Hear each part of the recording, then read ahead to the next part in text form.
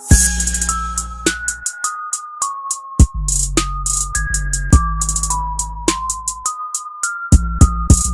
up, Meister Village Buckmeister, twice the nice that you are used to. Today we are talking Black Panther. Black Panther. Black Panther. Yeah, man. So let's talk about the opening of that. Let's talk about the opening of the trailer where it opens up with Andy Serkis and Martin Freeman, aka Everett K. Ross, and Ulysses Claw. I love how Marvel is so gangster. Like, do you guys realize how gangster Marvel is? They're like, oh, you like Sherlock? You like Sherlock? Oh, well, he's Doctor Strange now, so snatch. and then after that, they're just like, you like Watson too? You like Watson too? Well, now he's Everett K. Ross. Snatch. I found it interesting that Everett K. Ross doesn't know much about Wakanda, when in the comic books he's one of the most knowledgeable people. He's like the liaison for Wakanda.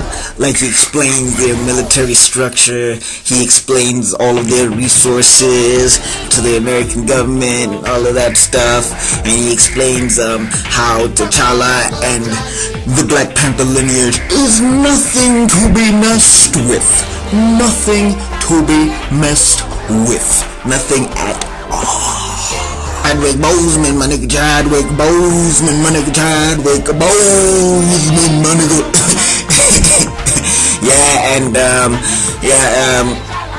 Why am I forgetting his father's name? He's a South African actor. John Kani. Yes, John Kani. Ah, man, he was amazing in the Civil War movie. He was awesome. He was spectacular in the Civil War movie. Yeah, and I'm hoping they delve a bit into King T'Chaka's past, because apparently they're taking a more liberal route with King T'Chaka, because King T'Chaka, he's a good king. He's a good king. Like, y'all can say he's a good king, but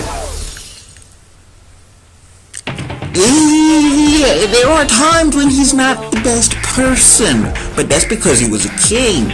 Like, for example, with the panel that I'm showing you right now, when he advised, T'Challa to blow up another Earth to save this Earth and thereby save Wakanda as an extension. He wanted T'Challa to commit mass murder on a huge scale and blow up entire planets to protect the people of Wakanda. We get a shot of the tribes. So I see the green, I see some red, I see a lot of colors there. I like that scene where he's walking into the political room and we get to see the different tribes and we get to see the different armors from the different tribes. And you get to see like the crocodile, you get to see like the crocodiles, you get to see like the Ahmed, and you get to see like the white gorilla. You know what I'm saying? That was really cool. And the monologue was also pretty awesome, where he was saying, you're a good man, but it's hard for a good person to be a king. And I was like, dang. So, it's fitting into this whole theme of, being a good person and being a monarch is nigh impossible, because you're gonna have to make hard decisions. You're gonna have to make hard decisions all the time. Speaking of which, I hope they go the route of, obviously, because people keep saying that the Panther title, the Panther title is like passed from generation to generation or whatever. But the King of Wakanda is not. You see, because while T'Challa is part of the the whole Panther tribe, you know what I'm saying? To be King of Wakanda, there is like trials. So like every year, like they kind of hoist this, Royal Rumble style, elimination style, Iron Man match style. You know what I'm saying? Kind of thing where everybody's got to fight for the title, you know what I'm saying, kind of thing. So if you beat that current Black Panther, then you become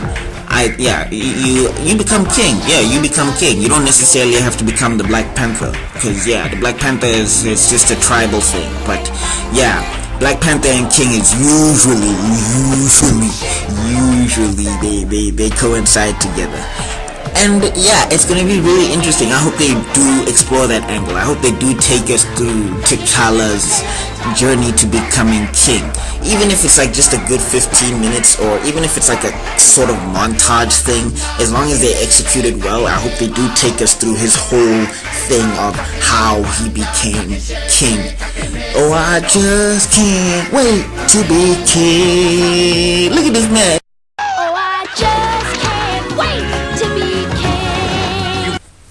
I'm also wondering about that as well. Because in the comic books, T'Challa is very reluctant to be king. Not even reluctant, he kind of just gets it forced upon him. Here he's looking like, hey bruh, I'm king, what's up man, I'm king boy, what you got to say, you ain't got nothing to say boy, I'm king son, what, look at that walk man, he just like, Throw your hands in the air if you's a true player. I'm liking the way that they're using Killmonger. I didn't think Michael B. Jordan could pull it off, and I'm still a bit skeptical, because come on bro, we know him from this. Look at that face. You think that's a face of evil, bro? Like, yeah, god damn, look at that face. But I'm just saying, the dude's got acting chops. Like, he's been in Fruitvale Station. He did a wonderful job in Creed. I'm pretty sure he can pull it off if they don't make him one note, which I don't think they will. Because I think even Michael B. Jordan will just be like, nah, he can't be. Yeah, and even Chadwick Boseman, I'm sure the actors, and Ryan Coogler is an amazing director. So I'm pretty sure that the actors and the directors are going to get together to make sure every character has got enough depth that you can at least sink into them. You know what I'm saying? So even if you don't identify with them, even if you don't like them, at least there's something of substance there. You know what I'm saying? Like, there's something of substance there. That's all I'm thinking. And so I'm hoping that's the route they're gonna take there with that. I mean, look at that though, yo. That looks like a man that looks like a man that doesn't care about nobody. He like, let me at the Panther. Let me open up a can of whoop.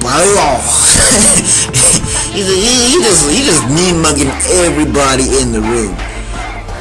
And check this shot here real quick. Are him and Claw gonna work together? Is that gonna be a thing?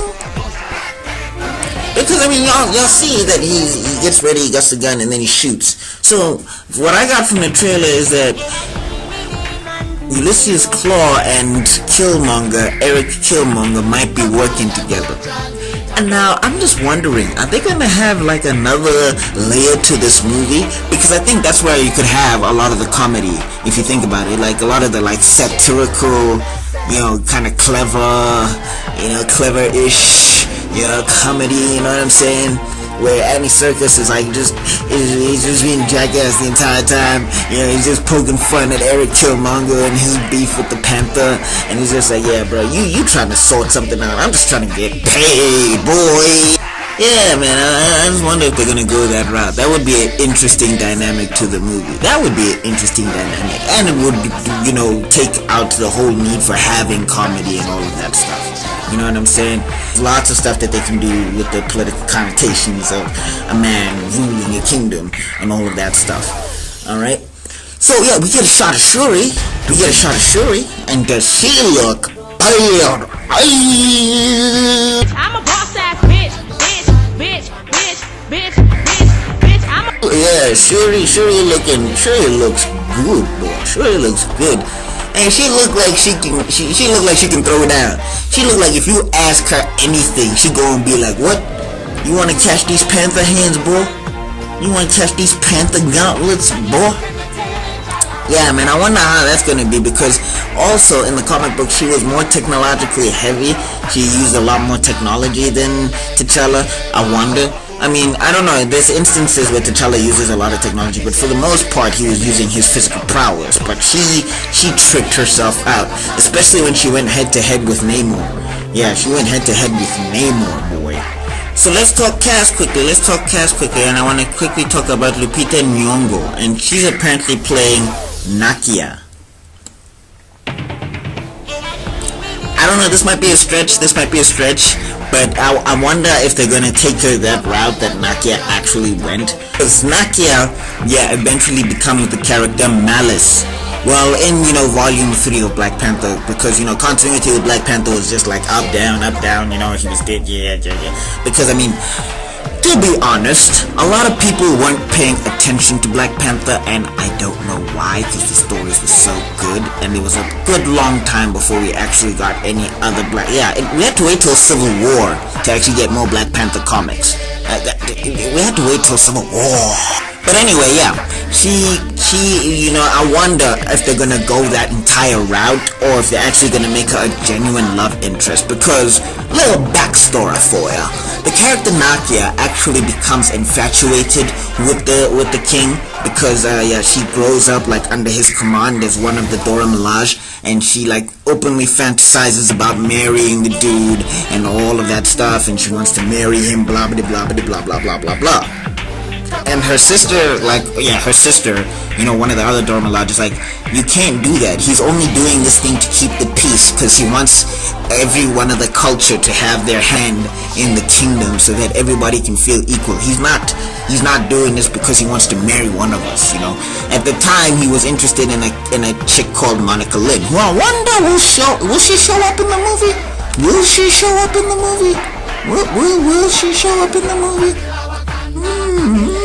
Anyway, so she becomes eventually infatuated, and then Black Panther kind of rejects her, wholeheartedly, and it gets really bad to the point where he actually threatens to,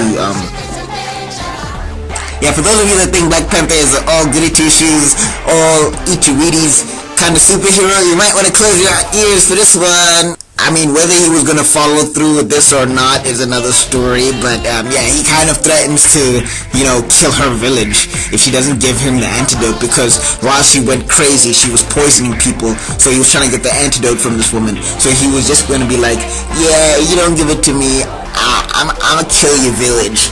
Definitely not something that Captain America would do. Yeah, would he? No, I don't think so. And that's the interesting thing with Black Panther, is that he's gonna take people down some moral shades of gray if they're gonna execute this guy right.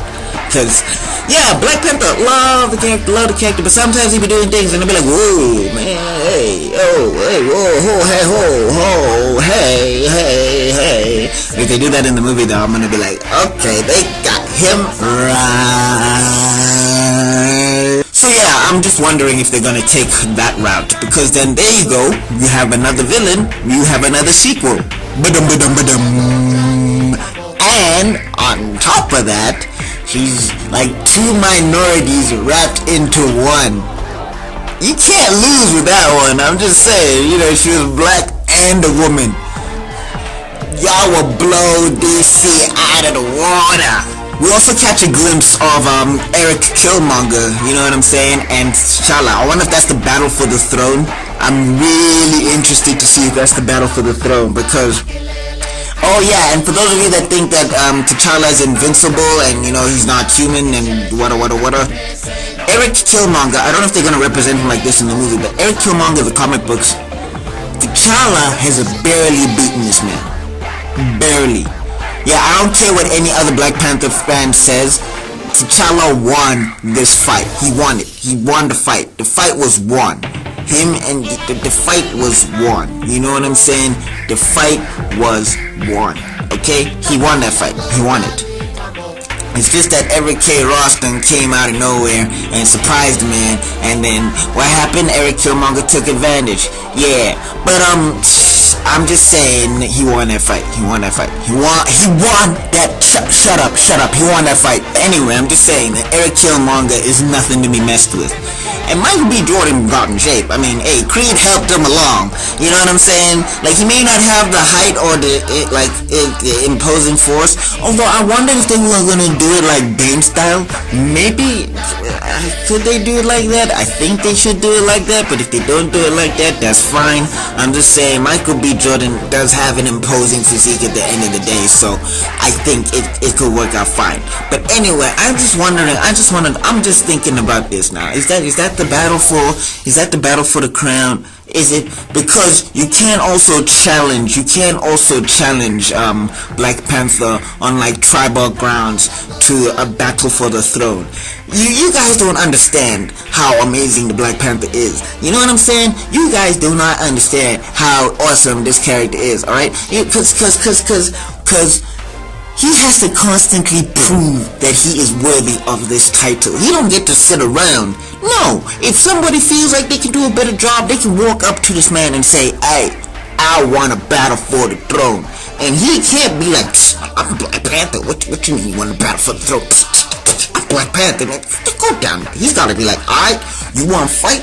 You want to fight. Then they go in and they fight. That's what I'm saying. Like, Black Panther has got to prove he is worthy of the title as many times as possible. Not even Thor has it that hard. Thor, if Odin dies, Thor is king of Asgard. Ain't nobody saying jack nothing to Thor. Ain't nobody saying nothing. If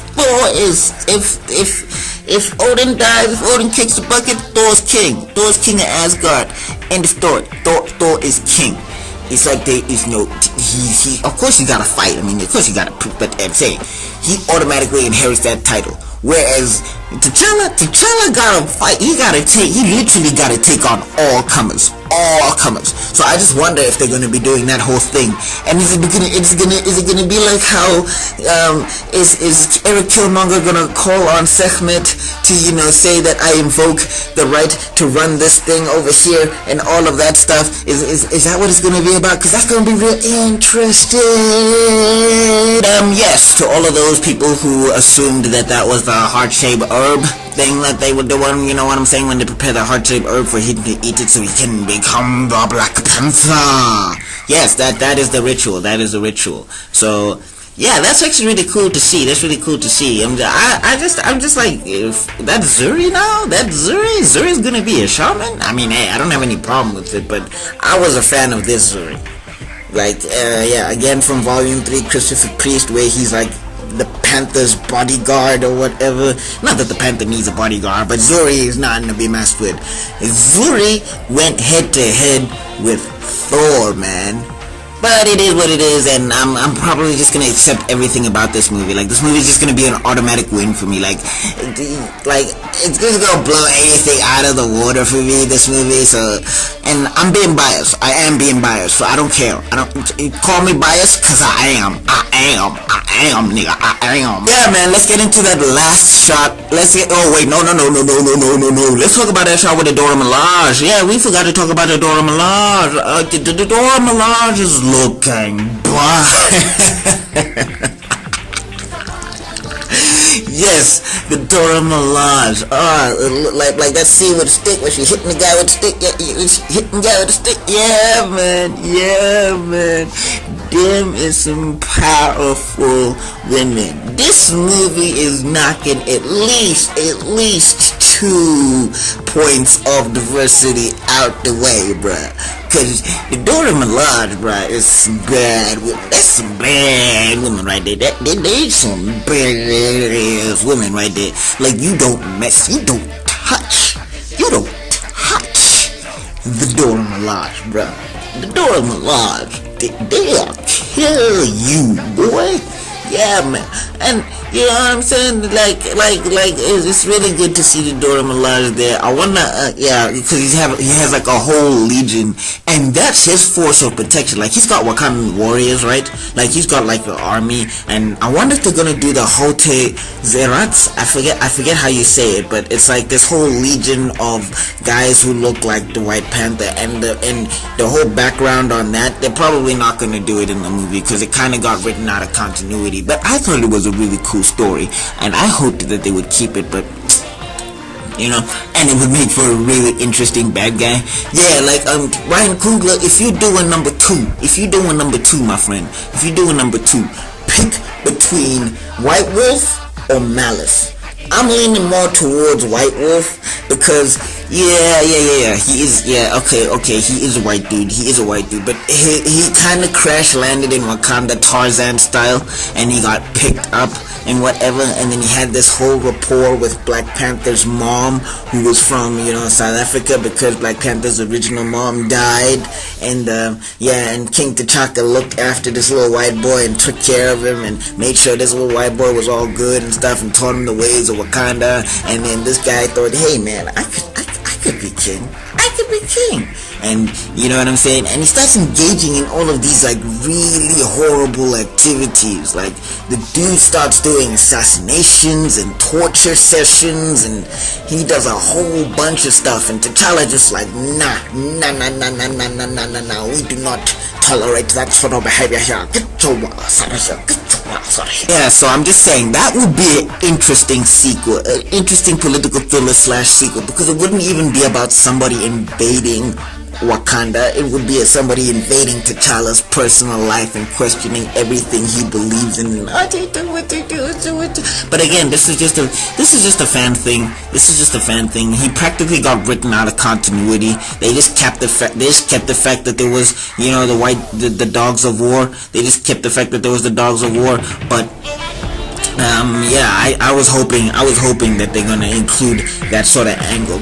And I'm just saying, if you ever happen to see this Marvel, if there's some random occurrence of magical genius and you happen to see this video, look into the White Wolf, because I tell you now, the way that movie would hit everybody on some level or the other, you would surpass, like you would go into the realms of the Dark Knight, if you think about it, like into the realms. You know what I'm saying? You go into the realms of the Dark Knight and the Nolan trilogy with that kind of thing. You know what I'm saying? Like if you tackle that from that angle and you brought in that kind of villain, yo, people would lose their mind. But like I was saying, the Dormalaje. Yeah, man, but let's talk about that last shot. I see you, Ta-Nehisi Coates. They called you up, didn't you? They called you up. They were like, yo, bro. You see that force push power that you gave Black Panther? You know what I'm saying? The one, yeah. You see that one with the purple? Yeah, man. Yeah, you see when he be blowing the stuff away? You know what I'm saying? Yeah, you see that? Can we use it for the? Yeah, we're gonna use it for the movie. You all right with that? Oh, you are? All right. Boom, in the movie. And did that shot not look so good. Yeah, but yes, Ryan Coogler's been reading Ta-Nehisi Coates' Black Panther, and go pick up that run. Go pick it up. Go pick it up. All of it. Go buy all of it. You go buy all of it. It's amazing.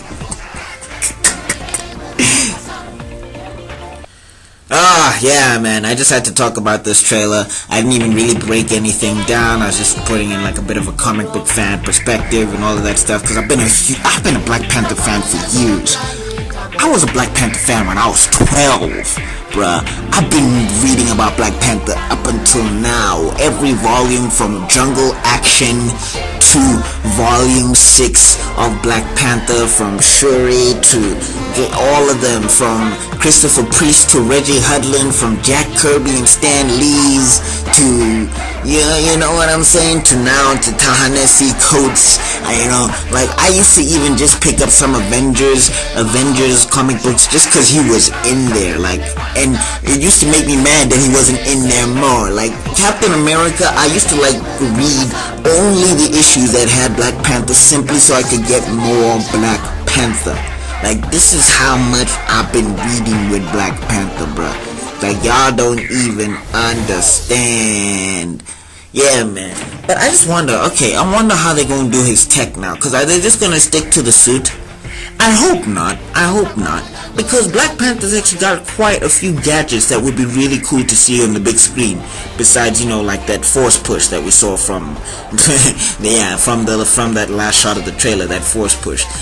Black Panther's got some really cool, some really cool stuff. Like he's got energy light daggers. He's got gun disarming. He's got gun disarming technology. You know what I'm saying? He's got the flight technology and all of that stuff. You know what I'm saying? I wonder if they're gonna do the sacred armor. Wouldn't that be so cool? Anywho, this video has gone on long enough. I have geeked out and fanned out long enough, and I think I talked about every shot there is to talk about. You know what I'm saying? If there's anything I missed, and you want me to talk about it, you can leave a link in the description down below. Link in the description. Leave a comment in the comment section down below, and then you let me know if you want me to talk about something else within the shots. If you want me to do that, because I will do that. Because I can talk about this movie on eons end, bro. Yeah, and shouts out to the TMT table, TMT squad. What up, TMT squad? Yeah, we might have a discussion video on this whole Black Panther thing, where we're gonna come at it as comic book fan versus movie critic versus expectations versus what we want to see in the movie. So yeah, watch out for that. That's gonna come out sometime this week and all of that stuff. And if you guys liked this video, please like, share, and subscribe. If you did not, that is your business, and I will see you all in another video, because my streams gotta be out. Alright, peace.